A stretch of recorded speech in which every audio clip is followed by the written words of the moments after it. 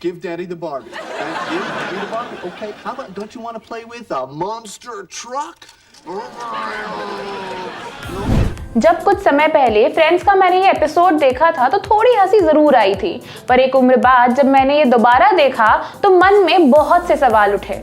हर वो सवाल जो मुझसे कभी पूछे गए जब मैं किसी बच्चे के लिए खिलौने खरीदने गई, या उनसे भी पूछे गए होंगे जो मेरे बचपन में मेरे लिए खिलौने खरीदते थे। सवाल किया जाता है कि खिलौने चाहिए किसके लिए, लड़के के लिए चाहिए या लड़की के लिए। इसमें गलती दुकानदार की नहीं, उस पितृसत्तात्मक समाज और उसकी रूढ़िवादी सोच की है जो बच्चे के पैदा होते से ही उसे लड़के या लड़की की बाइनरी में फिट करवा देना चाहता है।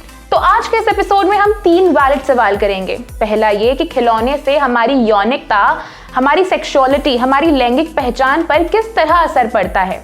दूसरा ये कि खिलौने किस तरह हमारे जेंडर रोल्स तय करने में मदद करते हैं। और तीसरा सवाल ये है कि खिलौने हमारे करियर के चुनाव को किस तरह प्रभावित करते हैं। तो चलिए सबसे पहले ये जानते हैं कि खिलौनों से हमारी यौनिकता और हमारी लैंगिक पहचान पर क्या असर पड़ता है। यौनिकता का लेना देना हर उस बात से है जो हम अपने लिए चुनते हैं। हम खुद को किस जेंडर से जोड़ना चाहते हैं, ये भी हमारी यौनिकता का एक बहुत ही अहम हिस्सा है। अब सोचिए कैसे हम बच्चों को खिलौने देने के नाम पर उन्हें लड़के या लड़की की बाइनरी में बांट देते हैं। हम एक ऐसी दुनिया में पैदा होते हैं जहां हमारे पैदा होते ही हमें समाजीकरण में धकेल दिया जाता है। इस दौरान हमारी कंडीशनिंग खास तौर से हेटेरोसेक्सुअल पैटर्न में की जाती है। हमारे जीवन के इन्हीं शुरुआती दिनों में हमारा परिवार, हमारा समाज, हमारे शिक्षकों के तौर तरीके, सिखाई गई बातें, सुनाई पढ़ाई दिखाई जाने वाली कहानियां, किताबें, कार्टून्स और दिए जाने वाले खिलौने, सभी कुछ हमारे जेंडर और हमारी सेक्सुअल आइडेंटिटी को तय करने में सीधे प्रभावित करते हैं। यूनिसेफ भी ये बात मानता है कि बचपन के शुरुआती साल बच्चे के विकास और उसके भविष्य की नींव रखने के लिए सबसे महत्वपूर्ण होते हैं। बच्चे का दिमाग भी उसी तरह विकसित होता है जिस तरह की चीजें वो अपने आसपास देखता है। हो सकता है कि खिलौने समान हो, पर उनकी पैकेजिंग इस तरह से की जाती है कि वो बच्चों को केवल लड़के या लड़की की बाइनरी में ही देखते हैं। सिर्फ इतना ही नहीं, जो बार्बी डॉल्स बनाई जाती हैं उसमें महिलाओं की इस प्रकार की छवि दिखाई जाती है जो हमारे पितृसत्तात्मक समाज के बनाए गए ब्यूटी स्टैंडर्ड में फिट होती है। तीखी नाक, लंबे बाल, गुलाबी होंठ, शरीर की बनावट से लेकर त्वचा का रंग, ये एक तरह से दर्शाता है कि महिलाओं को किस तरह दिखना चाहिए या महिलाएं कैसी दिखती हैं। साथ ही बचपन में इस तरह के खिलौने दे देने से बच्चे को ये भी लगता है कि जो कुछ भी हमारे पितृसत्तात्मक समाज द्वारा बताया जा रहा है, दुनिया उतनी ही होती है, इससे आगे या इससे ज्यादा कुछ भी नहीं है। साथ ही हमें ये जानना भी जरूरी है कि कैसे ये खिलौने हमारी सेक्सुअल आइडेंटिटी तय करने के साथ ही हमारे सामाजिक दायित्व और हमारे जेंडर रोल्स भी तय करते हैं। खिलौनों की ब्लू या पिंक पैकेजिंग ही नहीं, उनके नेचर को समझना भी बहुत जरूरी है। अमेरिकन मनोवैज्ञानिक एल्बर्ट बेंडूरा की सोशल लर्निंग थ्योरी के अनुसार बच्चे अपने आसपास के लोगों और चीजों से बहुत प्रभावित होते हैं, जिन्हें वो मॉडल के रूप में परिभाषित करते हैं और कहते हैं कि बच्चे इन मॉडल यानी लोग, कार्टून्स, दिखाई पढ़ाई जाने वाली चीजों को देखकर उनके व्यवहार को समझते हैं और उसको कॉपी करने की कोशिश करते हैं। अब सोचिए जब एक बच्चे को किचन सेट और दूसरे को कार या बंदूक जैसे खिलौने दिए जाते हैं तो कैसे बचपन से ही उनके जेंडर रोल्स को हम तय करने की कोशिश करते हैं।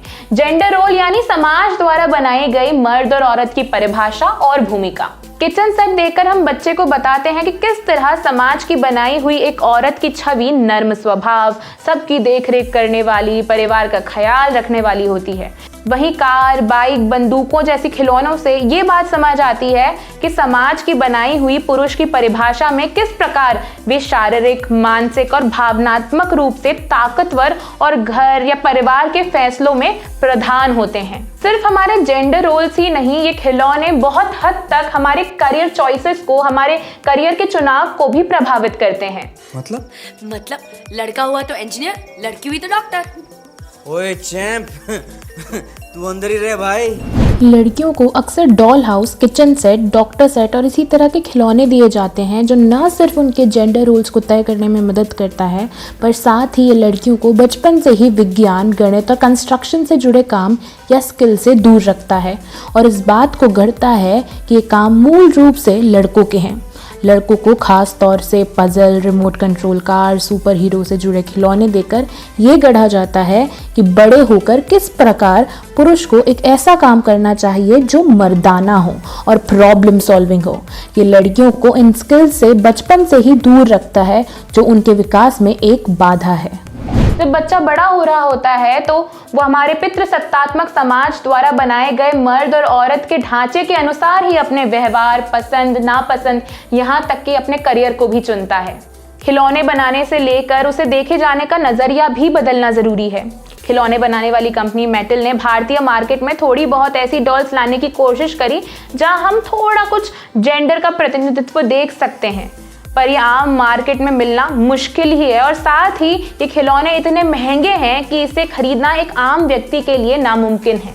गिफ्ट में ज़्यादातर डॉल्स ही आती हैं, मतलब बाकी लोग जो है फैमिली में वो वैसी ही सोच रखते हैं, पर मेरे को लगता है कि खिलौने जो मिलने चाहिए वो ऐसे होने चाहिए जिससे उनका ब्रेन डेवलप हो। मेरे पेरेंट्स के वक्त उनके टाइम पे इतनी अवेयरनेस थी ही नहीं, पर हाँ हम जो है हम लोग अपने बच्चों को पूरी फ्रीडम देना चाहते हैं।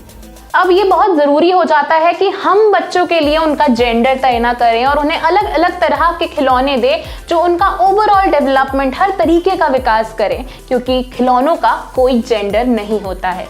आपका इस विषय के बारे में क्या सोचना है, नीचे कमेंट करके ज़रूर बताएं। साथ ही वीडियो को लाइक करें, सभी के साथ शेयर करें और हमारे YouTube चैनल को सब्सक्राइब करके बेल आइकॉन दबाना बिल्कुल ना भूलें।